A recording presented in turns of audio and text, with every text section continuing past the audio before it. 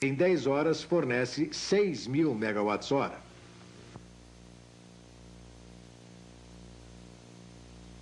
Antes de terminar esta fita, mencionaremos o sistema por unidade.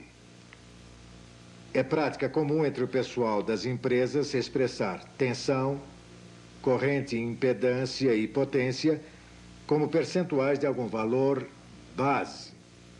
Essa é a base por unidade. De início, o uso de valores por unidade em lugar de valores reais pode parecer uma complicação desnecessária, mas a verdade é que os valores por unidade realmente simplificam em muitos cálculos. Por exemplo, as notações por unidade nos permitem combinar sistemas de níveis de tensão diferentes para fins de estudo. Em seu livro você encontrará uma exposição detalhada do sistema por unidades. Estude-as, pois voltaremos a falar mais sobre o assunto e suas aplicações no decorrer deste videoprograma. Por enquanto, façamos uma pausa bem merecida. Resolva cuidadosamente os exercícios do seu livro-texto. Desligue agora o vídeo e voltaremos na próxima fita para falar sobre sistemas trifásicos e outras coisas.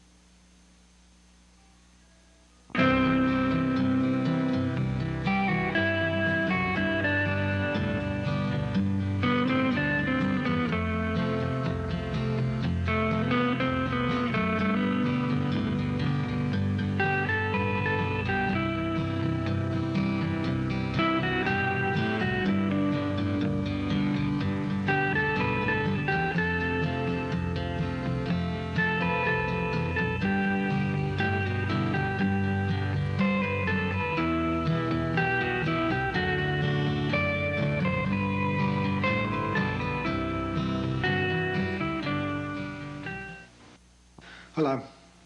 Até agora, examinamos a natureza da eletricidade e o modo de produzi-la. Analisamos os circuitos indutivo, capacitivo e resistivo e, a partir daí, determinamos o que é potência ativa, reativa e aparente, bem como o resultante fator de potência. Neste filme, iremos discutir os sistemas trifásico e calcular as relações entre tensão, corrente e potência para as diversas configurações. Examinaremos também a impedância e as resultantes quedas de tensão em diferentes áreas do sistema elétrico. Antes, porém, falemos um pouco mais sobre o gerador de corrente alternada que apresentamos no filme anterior. Em um grande gerador de corrente alternada, a frequência da tensão e da corrente produzidas depende da velocidade de rotação do campo magnético. O rotor que vemos aqui tem somente 2 polos e, a cada rotação, gera um ciclo de corrente alternada. Mas é possível construir rotores com mais de 2 polos, como este, que tem 4 polos. É óbvio que a cada rotação deste rotor, de 4 polos, produzirá 2 ciclos, ou seja, o dobro do número de ciclos produzidos pelo rotor de 2 polos. Em resumo, quanto maior a velocidade de rotação, maior a frequência. E quanto mais polos tiver o rotor, maior a frequência para certa velocidade. A frequência elétrica é dada pela seguinte equação. F é igual a P sobre 2 multiplicado por N sobre 60, onde F é a frequência em Hertz. P é o número de polos magnéticos e N é a velocidade do rotor em RPM, ou seja, rotações por minuto. Como P é o número de polos, P sobre 2 é o número de pares de polos. Tomemos, por exemplo, um gerador bipolar de 3.600 rotações por minuto. A frequência será igual ao número de pares de polos multiplicado pela velocidade dividida por 60, o que nos dá 60 Hz. Um gerador de 4 polos, ou seja, de 2 pares de polos, e velocidade de rotação de 1.500 rotações por minuto, nos dará uma frequência de 50 Hz. Em muitas instalações, o rotor de um gerador hidrelétrico é construído para funcionar em velocidade muito baixa, geralmente 120 rotações por minuto. Para utilizar um desses geradores em um sistema de 60 Hz, precisamos de 30 pares de polos, ou seja, 60 polos, de modo a produzir uma frequência elétrica de 60 Hz. É devido ao grande número de polos magnéticos que um gerador hidrelétrico tem um diâmetro bem maior que um gerador termoelétrico. Nas usinas elétricas, os geradores são ligados em paralelo a uma barra comum, a qual, por sua vez, é interligada com os outros geradores do sistema. Isso permite acionar e desligar os geradores à medida que varia a demanda de carga. Além disso, permite a retirada de unidades para fins de manutenção sem interromper o suprimento de energia. Quando se liga um gerador à barra, é essencial que ele esteja sincronizado com os outros geradores previamente ligados à barra. O novo gerador deve ser sincronizado o máximo possível com a barra antes de se ligar à chave. Os requisitos para a sincronização são os seguintes: a tensão do novo gerador e a tensão da barra devem ser iguais. A frequência do novo gerador deve ser igual à frequência da barra. A tensão do novo gerador e a tensão da barra devem estar em fase. E como fazemos isto? Em primeiro lugar, vejamos a tensão. Podemos medir a tensão terminal em ambos os lados do disjuntor e ajustar o novo gerador de modo que sua tensão seja igual à tensão da barra. A tensão terminal produzida pelo gerador é controlada fazendo-se variar a força do campo magnético rotativo. Esse campo eletromagnético é estabelecido pela corrente contínua que circula através do enrolamento do rotor, e essa corrente é suprida por uma excitatriz.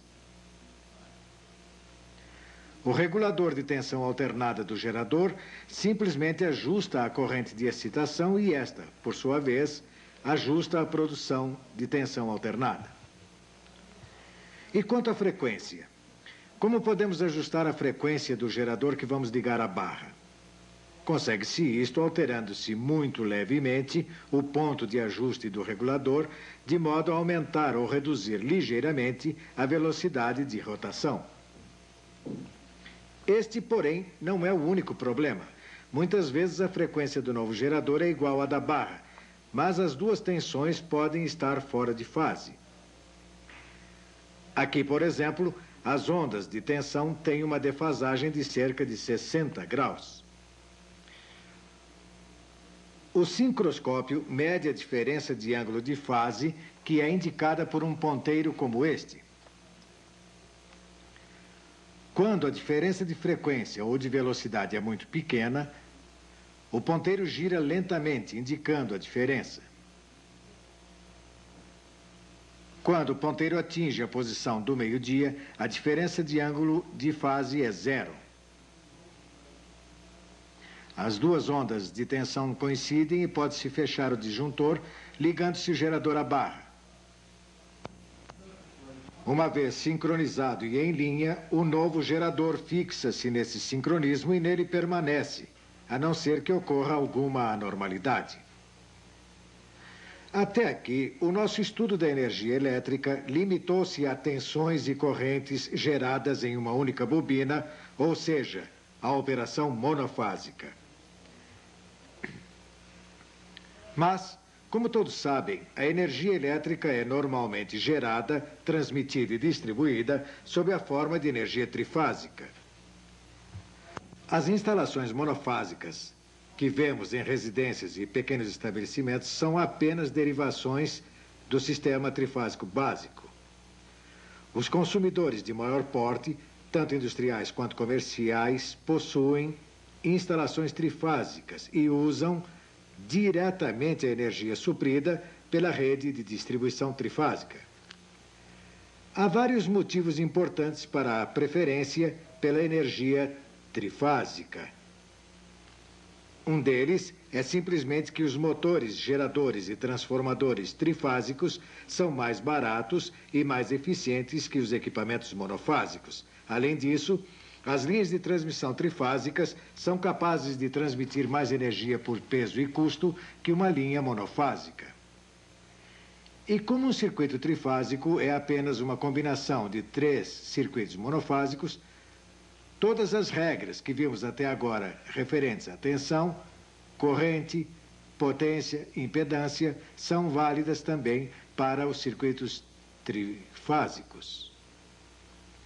Vejamos como se produz a tensão trifásica. Primeiro, acrescentemos 2 bobinas ao nosso gerador básico. Temos agora 3 bobinas localizadas em torno do campo magnético rotativo, cada uma delas suprindo energia a uma carga resistiva pura, que pode ser uma lâmpada elétrica, por exemplo. Mas suponhamos que interrompemos a ação em determinado instante. Como se pode ver, a segunda bobina apresenta um deslocamento de 120 graus no sentido horário em relação à bobina número 1. E a bobina número 3 apresenta um deslocamento de 120 graus em relação à bobina número 2. Temos aqui 3 circuitos separados. E em cada um deles, a onda de tensão está defasada em relação às outras 2. Por exemplo, a bobina 2 atinge sua tensão máxima positiva quando o rotor se afasta 120 graus da bobina 1. As 3 ondas de tensão separadas podem ser traçadas desta forma, cada uma delas com um atraso de 120 graus em relação à outra. No sistema trifásico é possível economizar alguns dos condutores interligando fases separadas, como vemos aqui.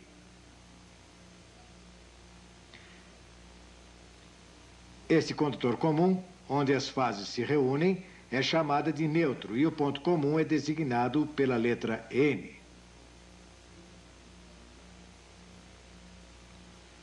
Ok. Façamos agora uma pausa. Tornaremos a falar mais tarde sobre sistemas trifásicos. Por enquanto, desligue o vídeo e estude a matéria contida no seu livro-texto.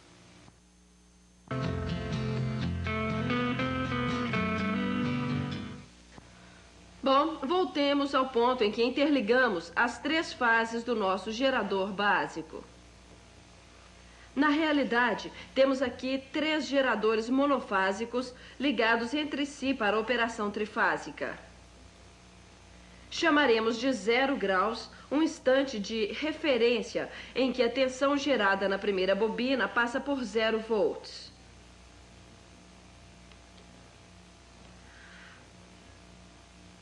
A tensão gerada na segunda bobina passa por esse ponto 0, 120 graus depois. E a tensão da terceira bobina faz o mesmo, 240 graus depois.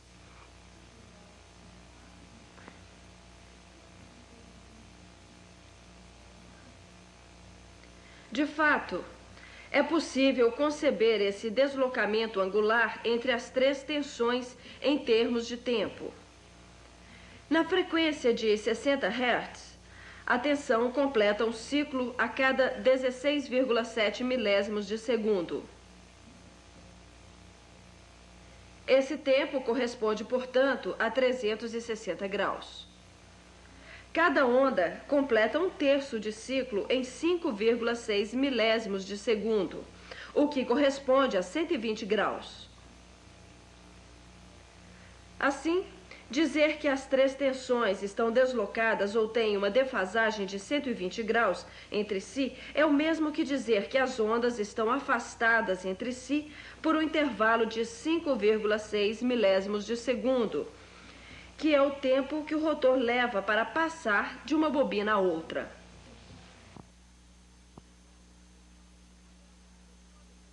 Suponhamos que todas as três fases a carga seja idêntica e puramente resistiva. Neste caso, as ondas de corrente terão este aspecto. Naturalmente, estarão em fase com a tensão de cada circuito, mas com uma defasagem de 120 graus entre si. Se escolhermos qualquer ponto no tempo e examinarmos os valores de todas as três correntes, verificaremos que a soma das mesmas a qualquer instante é sempre igual a zero. Tomemos como exemplo este ponto, 90 graus depois que a primeira corrente passa por 0 amperes. A corrente do circuito 1 está em seu máximo positivo, mas as correntes dos circuitos 2 e 3 terão cada uma metade desse valor na direção negativa, de modo que a soma total das três correntes é zero. Podemos repetir este processo a qualquer instante do tempo. O resultado será sempre que a soma das correntes nas três fases é igual a zero. O ponto comum, como já dissemos, é chamado de neutro. A corrente no condutor neutro é exatamente a soma das três correntes de fase. Ora, esta soma é zero, como acabamos de ver, de modo que realmente não há necessidade de um condutor neutro, contanto que todas as cargas sejam idênticas. Portanto, podemos eliminar o condutor neutro. As cargas estão agora ligadas de modo a formar uma carga trifásica. Dizemos que um sistema trifásico está em equilíbrio quando a demanda de carga em cada fase é a mesma. As cargas industriais, os grandes geradores, etc.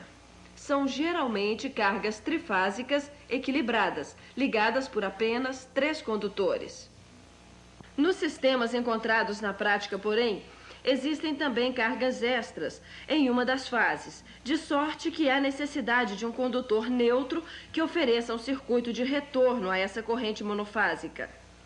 Normalmente, as cargas monofásicas são distribuídas entre as 3 fases em uma tentativa de equilibrá-las.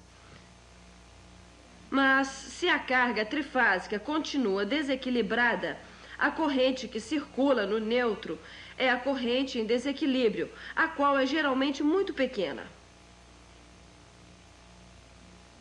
A modalidade ideal de operação de um sistema elétrico é a operação trifásica equilibrada.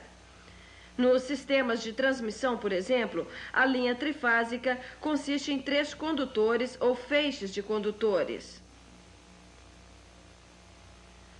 O sistema de transmissão fornece energia ao sistema de subtransmissão ou de distribuição, e estes são projetados para se manterem em equilíbrio, isto é, com cargas iguais nas 3 fases. Portanto, não há necessidade de um condutor neutro ou de retorno. Não é este o caso, porém, dos circuitos de distribuição, nos quais as cargas são bastante variadas e nem sempre equilibradas. Os circuitos de distribuição costumam ter 4 fios, isto é, 3 fases e um neutro. Tanto as cargas trifásicas quanto as monofásicas podem ser ligadas a esses circuitos. Voltemos agora ao nosso circuito equilibrado de transmissão a 3 fios. É costume ligar os pontos comuns dos geradores, transformadores e cargas à terra. Com isto, define-se a tensão do sistema em relação à terra. Vemos aqui 2 tipos de ligação à terra. através de um resistor e diretamente à Terra. Vários incidentes podem perturbar temporariamente o equilíbrio de um sistema elétrico. Por exemplo, o isolamento de um equipamento pode falhar devido a um excesso de tensão, ou um objeto condutor pode entrar em contato com o condutor nu energizado. Esses eventos recebem o nome de falhas ou curtos-circuitos. Entre eles, a falha fase-terra é o tipo mais comum. E, como o nome indica, um circuito se forma entre o condutor e a terra. Um tipo de incidente que pode criar esse circuito condutor é a queda de um raio em uma das torres. Neste caso, o isolamento da linha seria danificado e a corrente circularia da linha para a torre aterrada. Em dias de vento muito forte, as fases da linha podem entrar em contato entre si. Nesse caso, teremos uma falha ou curto-circuito fase-fase. Entre outras causas de falhas estão quedas de árvores sobre os condutores, caça a pássaros pousados nos fios e, naturalmente, vandalismo. Nos equipamentos, as falhas podem ser provocadas pela entrada de pequenos animais, como ratos ou esquilos, em equipamentos de distribuição. Quase sempre, as falhas provocam grave desequilíbrio em um sistema elétrico, uma vez que a soma das correntes trifásicas deixa de ser zero. Nos próximos filmes, examinaremos em maior detalhe vários tipos de falhas e respectivos dispositivos de proteção. O tipo de configuração trifásica que vínhamos examinando tem o nome de conexão estrela, porque, desenhada no papel, lembra os raios de uma estrela. Existe, porém, outra maneira de ligar as fases, como vemos aqui. Um dos terminais da carga do circuito 1 é ligado ao terminal oposto do circuito 2, e assim por diante. Desenhada no papel, esta conexão lembra a letra grega delta. A conexão delta ou triângulo não é tão usada quanto a conexão estrela, porque exige maior isolamento e não oferece acesso fácil para uma conexão com a Terra. Vejamos agora as tensões que se desenvolvem nestas conexões trifásicas. Voltando mais uma vez ao nosso gerador trifásico, usaremos o método simplificado de representar ondas senoidais, o vetor. Em eletricidade, usa-se mais o termo fasor do que vetor. Um fasor é simplesmente um número complexo, isto é, um número que possui grandeza e ângulo, usado exclusivamente para especificar tensões e correntes alternadas em regime permanente. Em nosso estudo, usaremos indistintivamente os termos vetor e fasor. Tomando a bobina 1 como ponto de referência, podemos traçar um vetor cujo comprimento é proporcional ao valor eficaz da tensão da bobina 1 e cujo ângulo é 0 graus. Indicamos aqui a tensão da bobina 2, com um atraso de 120 graus em relação à tensão de referência. E aqui a tensão da bobina 3, com um atraso de 240 graus em relação à tensão de referência. Uma vez que temos uma conexão estrela, as três tensões estão ligadas neste ponto, que é neutro. A tensão em cada fase ou perna de uma conexão estrela é chamada tensão de fase. Mas recebe também os nomes de tensão linha-terra, fase-terra, fase-neutro e linha-neutro.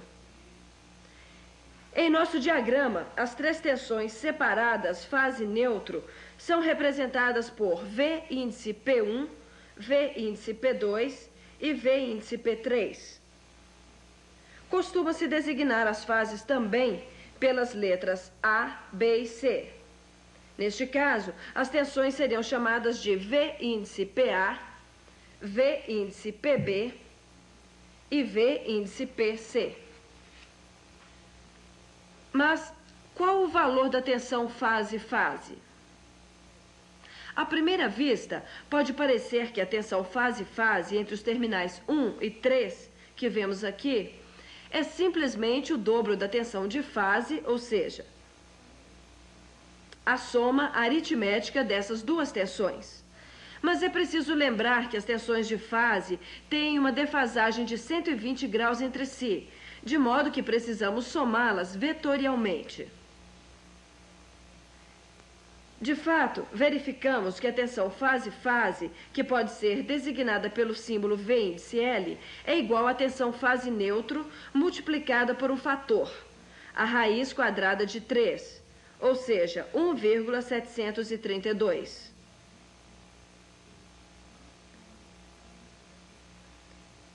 Devemos, portanto, lembrar que V índice L é igual a 1,732 vezes V índice P, ou raiz de 3 vezes V índice P.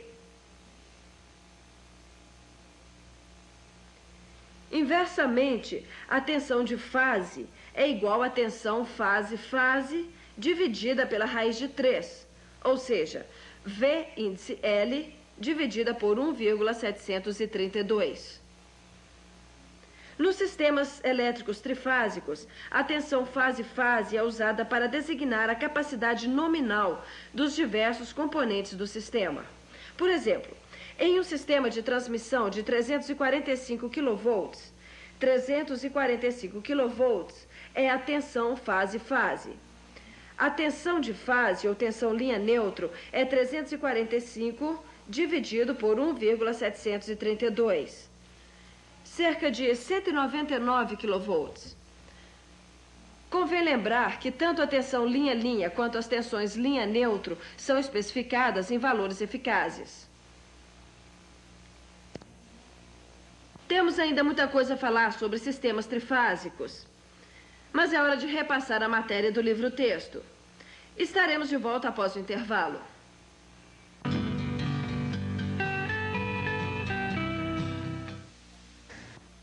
Na última parte, vimos duas maneiras de ligar as fases de uma carga trifásica: a conexão estrela e a conexão triângulo. Em uma carga ligada em estrela, a tensão de cada fase é a tensão fase-fase dividida pela raiz de 3. É óbvio que a corrente que circula em cada fase, I índice P, é igual à corrente que circula em cada linha, I índice L.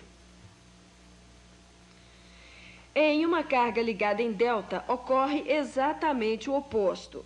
A tensão em cada fase é igual à tensão fase-fase, isto é, V índice P igual a V índice L. Mas a corrente em cada linha é igual à corrente de fase multiplicada pela raiz de 3.